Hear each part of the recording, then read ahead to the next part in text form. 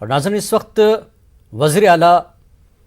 आदित्यनाथ योगी इस वक्त खिताब करें, आपके लिए चलते सीधे।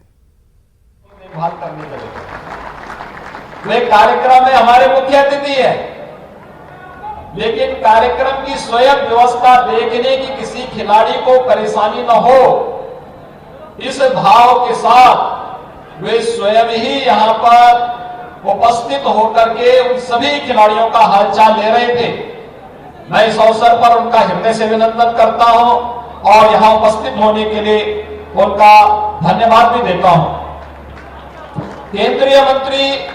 डॉक्टर वीरेंद्र कुमार जी सामाजिक न्याय और अधिकारिता मंत्रालय के माध्यम से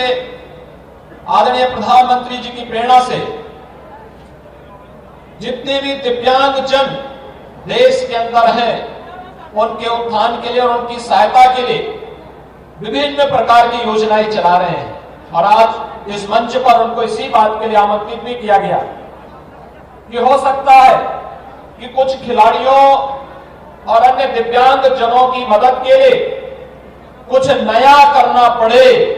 और जो प्रधानमंत्री जी की सोच रही है कुछ नया करने की, उस सोच को आगे बढ़ाने के लिए आज वे भी यहां पर उपस्थित हुए हैं। मैं उनका भी हृदय से अभिनंदन करता हूं।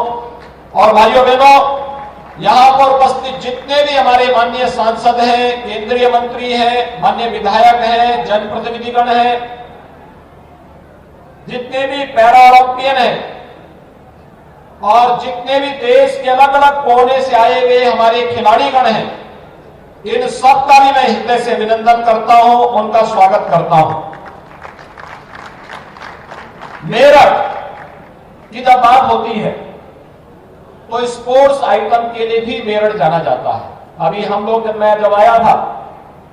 तो मुझे यहां का प्रशासन जो यहां पर प्रदर्शनी लगी, उस प्रदर्शनी को दिखाने के लिए लेके गया। स्वाभाविक रूप से हमारी सरकार ने 2018 में प्रधानमंत्री मोदी जी की प्रेरणा से एक जनपद एक उत्पाद की योजना लागू की। एक जनपद एक उत्पाद का मतलब जिस उत्पाद के माध्यम से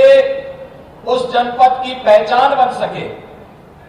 जिस उत्पाद के माध्यम से वहां पर व्यापक रोजगार की संभावनाओं को आगे बढ़ाया जा सके, और जिस उत्पाद के माध्यम से वहां पर न केवल रोजगार बल्कि निवेश की उन संभावनाओं को भी आगे बढ़ाया जा सके, उस व्यवस्था को आगे बढ़ाने के लिए जब हम लोगों ने चयन किया था, तमाम प्रकार के शोध करने के बाद जो हमारे सामने आया कि मेरठ को हम लोग स्पोर्ट्स आइटम के लिए चयन करेंगे। और मुझे प्रसन्नता है कि आज मेरठ ने एक लंबी छलांग इस दिशा में लगाई है, और इसीलिए यहां पर अब एक मेरठ में स्पोर्ट्स यूनिवर्सिटी भी राज्य सरकार दे रही है। मैं इसके लिए आप सभी मेरठ वासियों को हृदय से बधाई देता हूं। बहुत शीघ्र इसका कार्य प्रारंभ